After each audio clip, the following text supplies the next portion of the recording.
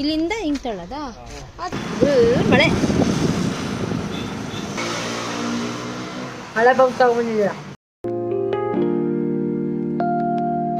ಎಲ್ರಿಗೂ ನಮಸ್ಕಾರ, welcome back to my YouTube channel.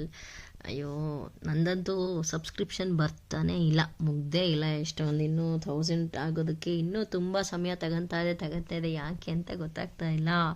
ಯಾರೆಲ್ಲ ನನ್ನ ಚಾನಲ್ನ ಸಬ್ಸ್ಕ್ರೈಬ್ ಮಾಡಿಲ್ವೋ ದಯವಿಟ್ಟು ನನ್ನ ಚಾನಲ್ನ ಸಬ್ಸ್ಕ್ರೈಬ್ ಮಾಡ್ಕೊಳ್ಳಿ. ಇನ್ನೂ ಹೊಸದಲ್ವಾ, ಇನ್ನೂ ವೆರೈಟಿಯಾಗಿ ಹೇಗೆ ಮಾಡಬೇಕು ಅಂತ ಇನ್ನೂ ಗೊತ್ತಾಗ್ತಿಲ್ಲ. ನೆಕ್ಸ್ಟ್ ಹಾಗೆ ಮುಂದೆ ಹೋಗ್ತಾ ನಾವು ಒಂಚೂರು ಅಪ್ಡೇಟ್ ಆಗ್ತೀವಿ. ಇದು ಡೇ 3, ನಮ್ಮ ಮನೆ ರೂಫಿಂಗ್ ಡೇ 3. ಆ್ಯಕ್ಚುಲಿ ಯಾವ ಥರ ಬರುತ್ತೆ ಹೊರಗಡೆ ಅಂದರೆ ಈ ಬಿಲ್ಡಿಂಗ್ ಎಲಿವೇಶನ್ ಎಲ್ಲ ಕಾಣುತ್ತಲ್ಲ, ಅದು ಯಾವ ಥರ ಬರುತ್ತೆ, ಈ ರೂಫಿಂಗ್ ಮಾಡಿದ್ಮೇಲೆ ಯಾವ ಥರ ಬರುತ್ತೆ ಅಂತ ಗೊತ್ತಾಗಿಲ್ಲ. ಸೊ ಹಾಗಾಗಿ ಒಂದ್ಸರಿ ಆ ಕಡೆ ಎಲ್ಲೋ ಬೇರೆ ಮನೆ ಒಂದು ತೋರಿಸ್ಕೊಂಬರ್ತೀನಿ ಬನ್ನಿ ಅಂತ ಹೇಳ್ಬಿಟ್ಟು ಕರ್ಕೊಂಡು ಹೋದ್ರು ನನ್ನ. ಸುರಿಯೋ ಮಳೆಯಲ್ಲಿ ನಾವು ಏನೇನೆಲ್ಲ ಸರ್ಕಸ್ ಮಾಡ್ತೀವಿ ಅಂತಂದರೆ ನೀವು ನಂಬಕ್ಕೆ ಸಾಧ್ಯನೇ ಇಲ್ಲ. ಮಳೆ ನಂಗೂ ಹಂಗೆ ಅನ್ನಿಸ್ತೈತೆ. ಮತ್ತೆ ಹಳೆ ಬಂದು ತಗೊಂಡಿದ್ದೀರಾ? ಕರೆಕ್ಟಾಗಿ ಕೇಳಿಸ್ಕೊಳ್ಬೇಕು ತಾನೆ? ಒಳಗಲ್ಲಪ್ಪ, ಅವ್ರಿಗೆ ಕೇಳ್ಬೇಕು ನೀವು ಫ್ರೆಶ್ ಆಗಿರೋದು ಕೊಡಿ ಅಂತ.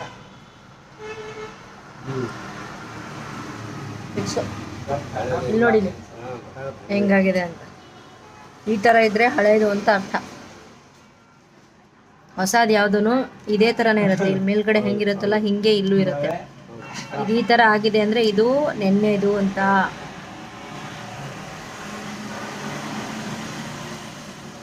ಎಷ್ಟು ವರ್ಷ? 20 ವರ್ಷ ನನಗೂ ಎಕ್ಸ್ಪೀರಿಯನ್ಸ್ ಬೇಕು. 20 ವರ್ಷ ನಮಗೂ, ಅವರಿಗೆ 30 ವರ್ಷ.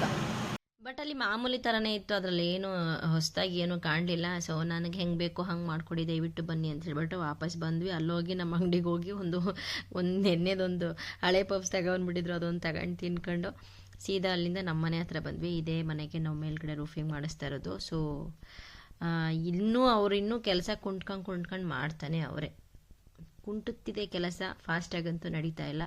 ನೋಡಿ ಇಷ್ಟು ಮಾಡಿದ್ದಾರೆ ಅಷ್ಟೇ. ಇದು